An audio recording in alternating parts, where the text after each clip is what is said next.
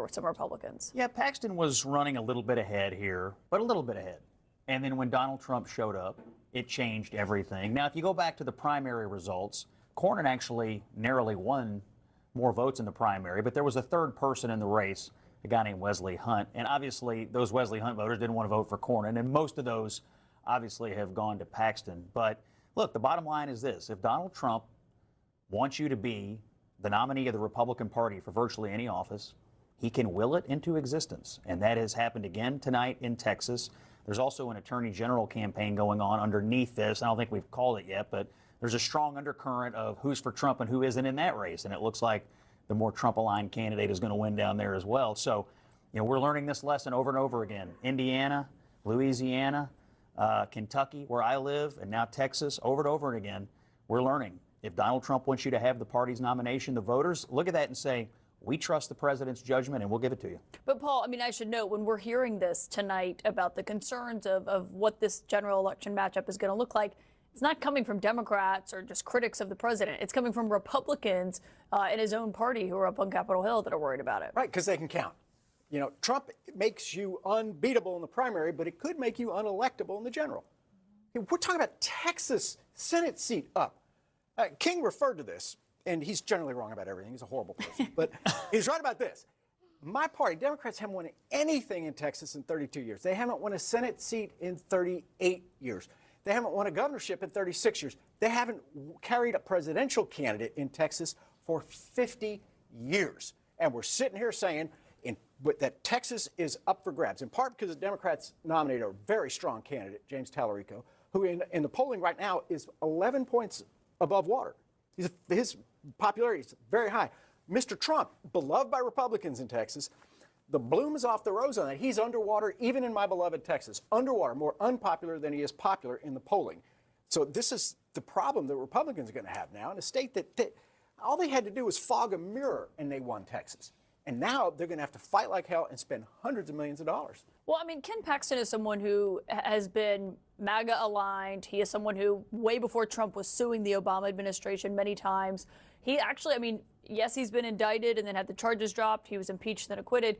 He's never lost an election that he's run, I don't believe, during his political career. But he's also not an establishment type of candidate. What's interesting here is that John Cornyn knows how to fundraise. He knows how to do the things that an establishment Texan would do. Ken Paxton was not able to raise in this race, and he does not have a lot of money right now. I have to admit that tonight, while Talarico is not on the ballot, my guess is Talarico will likely raise more money tonight than Ken Paxton will in a red state. And it is interesting because the Republican resources will need to come in heavily in a state like Texas, and those are resources that they're not going to be spending anywhere else. Talarico is well funded. Talarico will continue to raise money, but it's interesting to me that now Republicans have to worry about deep red Texas because they have a flawed candidate who does not know how to raise. And you're now seeing that currently play out. All these analysis of this race is sort of the differences between what a Cornyn or a Paxton would look like here. I'm thinking about the differences between Talarico and literally every other Texan. Don't know any Texans who believe in 6 genders other than Talarico. Don't know any Texans who said it's immoral to eat meat other than Talarico. Don't know any Texans who walk around saying things, God is non-binary. You all are both Texans. Do you know any other Texan who even talks like that? Issues aside, who says these things out loud? When this gets adjudicated, all that money coming in from California and New York, it'll be well spent in Texas. You know what I'm smelling, Scott? Fear. Panic. Fear? Raw, stinking panic. You guys Fear are of on the this. cisgender You guy? are on this. He's more popular than Trump in Texas, brother. Can you explain his position? He cited a biological study. It's not his position. He cited a study. So you're for it. So you believe in You know what cisgenders. I'm not for? I'm not for $6.89 hamburger. Okay, James actually eats beef, okay, but he can afford to. Most But it's Texans immoral. can't anymore. Now, Ken Paxton can because on a government salary, he's become a millionaire. How does that happen? He can afford hamburger. This is what it's going to be about. This is you want it to be about woke. I want it to be about broke. No, I want it Let's to see. be about Let's see what. judgment. I want it to be let's about. switch ways. Are you a normal You just person? smell the fear. Are you a normal person? It's just Six panic. genders and no meat. What I will Texas say terror. is It's terror. They're so afraid. Scott is melting down, but that is like the Republican Party right now. You guys endorsing have the genders is amazing. You have. I'm not endorsing that, and neither Oh. is Talarico, to be honest. Whoa, whoa, whoa, whoa, Let her whoa, make whoa. her Hold on, point, I'm Scott. not- Let her make her point, Let Scott. me make my point. He is an 8th generation white Texas male who loves meat and talks about the cost of living in the state, is appealing to a moderate electorate, including Republicans who don't want to vote for Paxton, and Republicans are running completely scared right now. And I So, think that is just what for the record, what I will say, neither of hold you on, can define but a I want- gender what- thing. when we're talking about morality and values and stuff like that, you have Paxton here who was married for almost 40 years, and his wife, who knows him the best, ended their marriage on biblical grounds. What does that mean? I'm a Catholic. I will say that either means you cheated on your spouse with a man or a woman, or you went ahead and abused your spouse. I will say that is, when you're talking about judgment, a woman who has known that man for 40 years, that is judgment. Well, Scott, can I also ask you, I mean, where does the Republican Party in Texas go from here? Because John Cornyn, in his interview that he did with Mani Raju earlier today, made pretty clear that he's not going to be coming out and endorsing Ken Paxton in this race. I mean, Well, he said he's going to support the ticket. there is a question, voting for the ticket and endorsing it's another thing, but there is a question of how much money MAGA is going to have to spend in this race, is there not? Yeah, I don't disagree. It's going to be an expensive race. I think money will be spent by both sides. And Talarico, being popular among donors in California and New York and Massachusetts, is never going to wash off the weirdness of the gender thing, of the meat thing, of the God is non-binary, of the Bible actually, endorses abortion. All of these things, wherever you are on the issues, who talks like that? No Texan that you know actually speaks these things out loud, other than Paul. I guess tonight he's latching on, but no other Texan speaks this way. Paxton, he'll speak like a normal person. He'll have positions that But if are he's center, talking about center right. affordability, to Paul's point, He'll have center if he's right talking about positions. affordability, to Paul's point, is that something that could be more effective with Paxton voters will talk that are about worried affordability about that? when he talks about cutting taxes, rolling back regulations, and creating jobs and making energy prices up. That's what he'll talk about. A millionaire? So here what just happened in Texas and why you need to understand it. Ken Paxton was running for the Republican nomination, and honestly, he was barely ahead. Nobody was talking about some guaranteed victory. He was in the race, but it wasn't locked down yet. Then Donald Trump showed up and endorsed him, and everything changed. Everything. And that's the story here, and it's not complicated. Trump's endorsement didn't just help Paxton a little bit. It basically decided the whole thing. This isn't about whether Paxton is perfect or whether he's the best candidate Republicans could have picked. This is about something much simpler. When voters see Trump backing somebody, they think, okay, if the president trusts this person, then I trust them too. And that's the real power happening here. But underneath all of this, there's something that's got Republican insiders on Capitol Hill actually nervous right now. And they're not wrong to be nervous, because winning a primary when Trump's got your back is one thing. Winning a general election when the other guy is polling really well is something completely different. And that's the tension we're looking at today.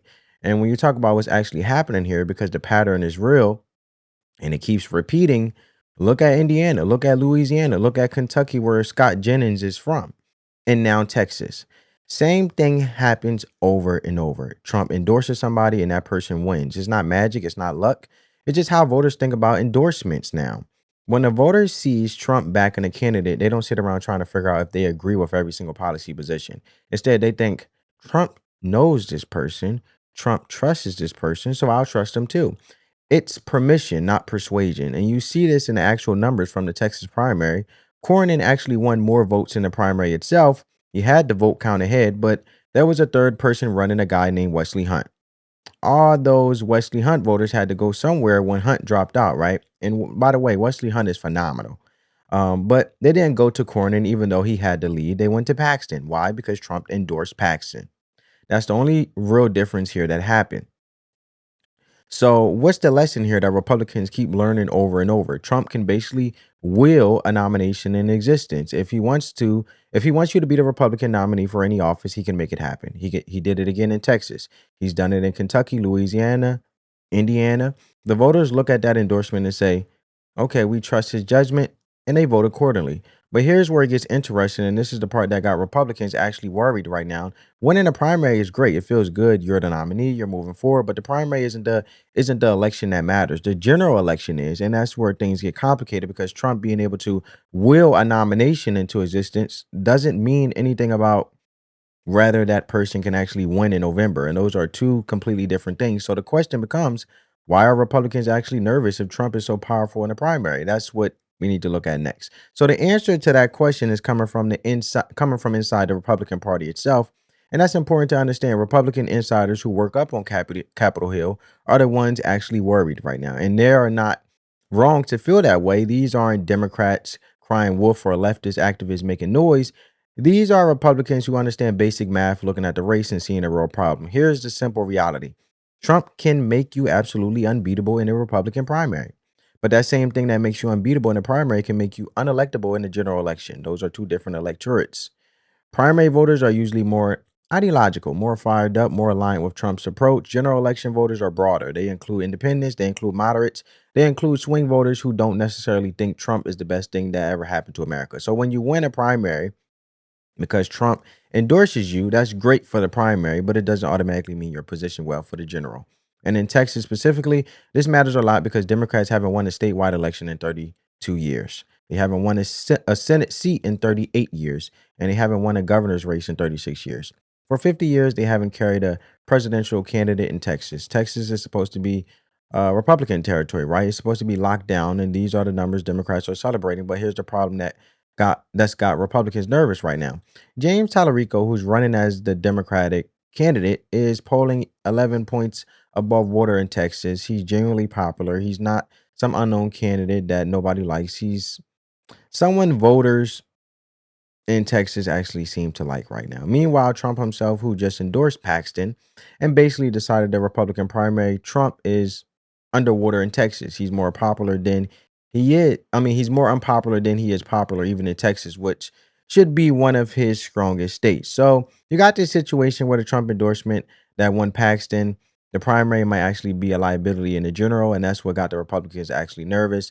Texas used to be a state where you could basically fog a mirror and win. You didn't have to do anything fancy. You didn't have to campaign hard. You didn't have to spend a ton of money. Republicans just won because it was Texas. But that's not the situation anymore. Now Republicans are going to fight like hell, have to fight like hell, and spend hundreds of millions of dollars just to hold a state. They used to win automatically. That's not a comfortable position. That's a position where candidate quality starts to matter more. And that's a position where the candidate actually believes that's a position where what that candidate actually believes and what he's actually saying to voters becomes really important. Because in the primary, Trump's endorsement was enough. In the general, something else is going to matter. So let's actually look at who James Talarico actually is. And before I get further, I want you guys to check this out. The Democrats have a weird candidate. God is non-binary. There are many more than two biological sexes. In fact, there are 6. It is now existential that we try to reduce our meat consumption. The American flag is such a complicated symbol for most of us. Prophetic voices like Jesus have helped me reckon with my own whiteness, my own masculinity. Our southern border should be like our front porch. There should be a giant welcome mat out front. No need to sit and cry over, your whiteness or your masculinity. They're going to call me a radical leftist. Something that you love that's not family or friends. I love, and just say this because it's on my mind, the trans children. The Democrats have a weird candidate. So that's James Talarico. Make of it what you may, family. Because on the surface, he sounds like he could be moderate. He's an 18th. He's an 8th. Sorry, not 18th. He's an 8th generation Texas male, which is about as Texan as you could get. He's talking about affordability and the cost of living, which are legitimate issues that matter to working Texans who are stressed about their mortgage and their grocery bills. When you first hear him described, you might think, okay, this is a moderate candidate talking about things that normal people care about. But here's where common sense comes in, and this is important. what he actually believes doesn't match how normal Texans talk about anything, as you guys just heard. And this isn't about being judgmental or mean. This is about understanding how people actually communicate and think about the world around them. When Scott Jennings looked at this situation, he made a really simple point. He said he doesn't know any Texans who believed in 6 biological genders besides Talarico. He doesn't know any Texans who go around saying that eating meat is immoral. He doesn't know any Texans who talk about God being non-binary or who frame conversations that way. And honestly, that's a fair point. You can go your whole life in Texas and never have a normal conversation with another Texan about any of these things. And when it comes to Texas, but Talarico is out here talking about them publicly and repeatedly, and he's made statements about there being 6 biological sexes, not 2, which I learned in biology class in high school that it was 2. But he's argued that the Bible actually endorses abortion. Now, for those who are Christian and being raised in a Christian family, very dangerous to play with the word. I'm gonna just leave it there, right? And look how it looks for those who actually follow the biblical rule, because we all know individuals who may, if you have come across experience, I have come across anecdotal experience. Sorry, family. I've come across an anecdotal experience where people will remix the Bible for their own benefit to convince individuals to actually buy into what they're saying, but not actually the actual scripture as well. I'm gonna just leave it there.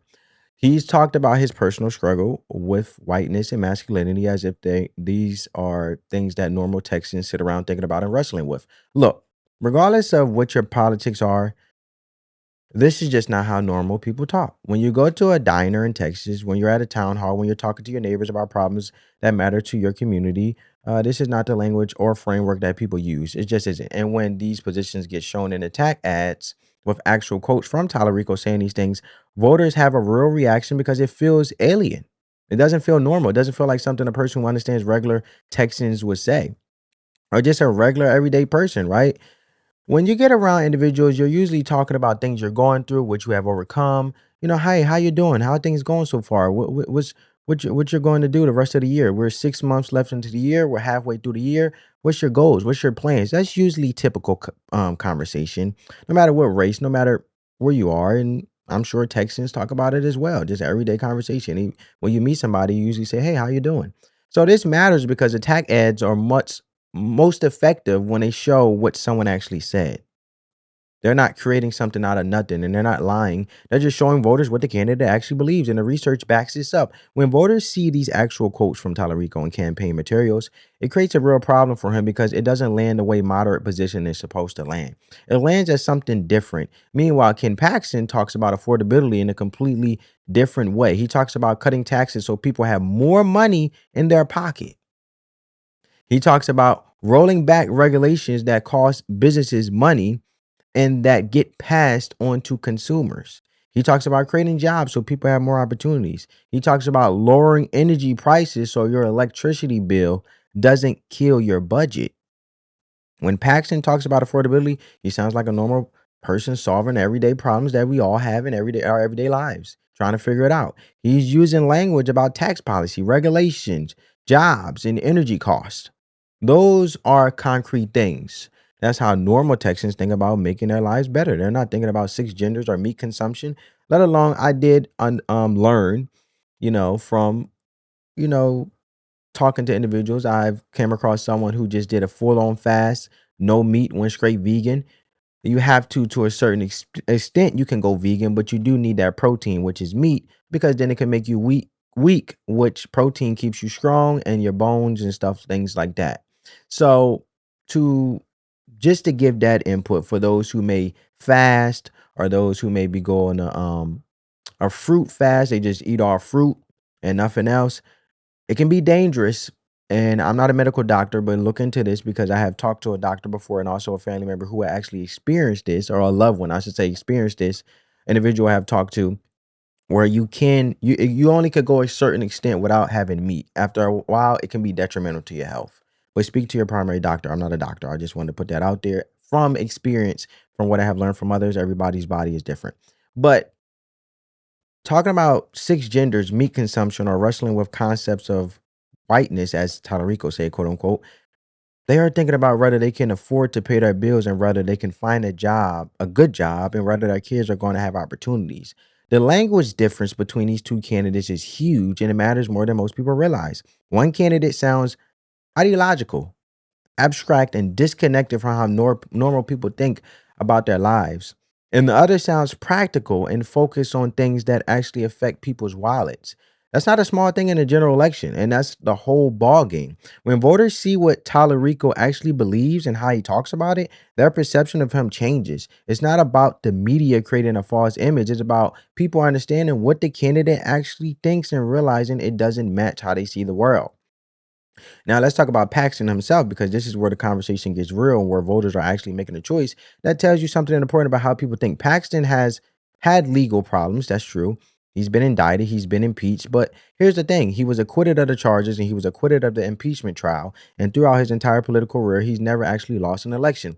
So when people look at this resume, they see a guy who's been through the legal system, came out on the other side. He's also not an establishment guy, as in a typical politician. Before Trump was even running for president, Paxton was suing the Obama administration repeatedly. He was taking on federal overreach and fighting in court. And that's not someone who's part of the establishment machine. He's someone who's been willing to fight and take on institutional power. Now, there is a real problem, though, and Scott Jennings pointed this out directly, as we heard. Paxton couldn't raise money like John Cornyn could. Cornyn knows how to work the donor network because he's a rhino, right? He's been in the establishment for a long time. He knows how to make calls. He knows all the establishment fundraising tricks. Paxton is not good at that, and it showed in his campaign, and he didn't have the kind of money that someone running for statewide office usually has. But here's where accounting logic comes in, and this is important. Now that Paxton is the Republican nominee, and he's the only option Republicans have for this race, all the donors who weren't giving him money before are probably going to start giving him money now. They don't have a choice. He's the nominee. They're not going to sit around and let a Democrat win a statewide race in Texas because the Republican nominee has a fundraising problem. That gets solved. Then there's the character question, and this is where voters are making an actual trade-off. Paxton's wife of almost 40 years ended their marriage on biblical grounds. Now, what does biblical grounds mean exactly? In Catholic and Christian teaching, I am Catholic, that typically means infidelity or abuse, right? And usually as a Catholic, when you before you marry, usually go through marriage counseling, right? And to really see if you are ready and prepared for the oath or I should say the covenant that you take before, the higher power, God. And, it doesn't mean we had different ideas about politics or grow apart. I'm just telling you guys that that's usually the Catholic process when it comes to, or a Catholic or a Christian process when it comes to marriage. You take marriage counseling or you take some marriage classes before the actual marriage takes place and you plan for it, as you all know. But it means something serious happened in that marriage, right? That caused a wife who knew this man for 40 years to decide it was over on religious grounds, right? Infidelity is a thing where when you cheat on your spouse, it could be very, very detrimental, right? And that's also stepping outside of your marriage and breaks the covenant because it's between both of you that become one. But that matters, and it matters for judgment. A wife who knows someone that well, who's lived with that person for 4 decades, her assessment of his character tells you something. But here's the thing that's actually happening in this race. Voters are choosing Paxton anyway. I mean, things happen. A lot of times we fall into our temptations. I'm not saying it's right, but we have our flaws and we should learn from them. And they're making a trade-off. The voters is just what I want to say. They're voting for Paxton anyway. They're saying despite his personal character concerns, or these personal character concerns, we believe Talarico's policies are worse for Texas. We believe this guy represents a direction for the state that we don't want to go. So we're choosing Paxton despite his problems because we think Talarico is the bigger problem. Now, like I said, just because Ken Paxton had those issues doesn't mean he's not fit to lead. He just had a marriage where he has to take accountability for his actions, and it didn't happen to push through the infidelity issue of him cheating or whatever the case may be. That took a toll, and eventually things fell apart, unfortunately. But that's not saying Paxton is perfect. That's saying we trust Paxton's direction more than we trust Talarico's direction, according to the voters. And look at history on this. In 2018, Teddy Cruz barely beat Beto O'Rourke. Cruz spent $38 million. O'Rourke spent $80 million. Money poured in from California, New York, everywhere, and it still wasn't enough when voters actually understood what, Beto O'Rourke I think I'm saying his name, Beto O'Rourke, believed. When voters see attack ads with real quotes showing what a candidate actually stands for, polling shifts. It's not manipulation, it's understanding. And this is Beto that I was talking about in regards of him losing to Ted Cruz. But this race shows voters choosing stability and normal policy approaches over radical change. And it's not that they are against progress. It's about how progress gets framed and what it costs working people. And when voters see actual positions instead of media packaging, they make different choices. The lesson is simple: understand what candidates actually believe, not what they're marketed as believing. And here's why this matters, whether you believe in God or not. When Talarico says there are 6 genders and the Bible support things, it actually doesn't support. He's not just disagreeing with religious people, he's disagreeing with basic reality and basic biology, which are things communities actually need to function. And the Bible's pretty clear about this if you want to check it out. In Genesis chapter 1, verses 27, well, verse 27 literally says, so God, and I quote, so God created mankind in his own image. In the image of God, he created them. Male and female, he created them, which is just acknowledging that male and female are biological realities that matter. But even if you're not a believer, the point is the same. Objective truth about how people are built and how communities work is important, because when you build policy on things that aren't real, people's lives get harder. Their bills cost more and their kids struggle more and their communities fracture.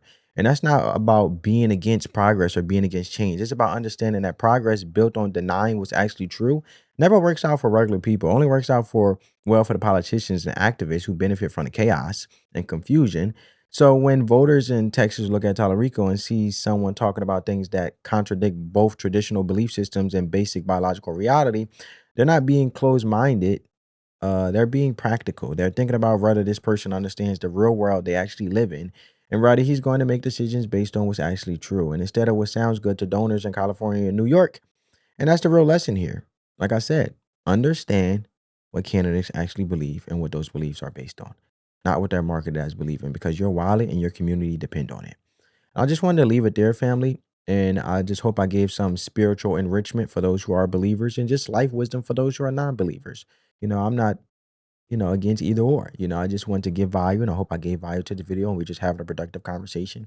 Let me know what you guys think down in the comments below. I'll catch you in the next one. Let that love supersede the hate. Spread that peace, love, and positivity always. And as always, we are better together than apart. Unity supersedes all, family. No matter your race. Love you guys. Catch you next one. Peace.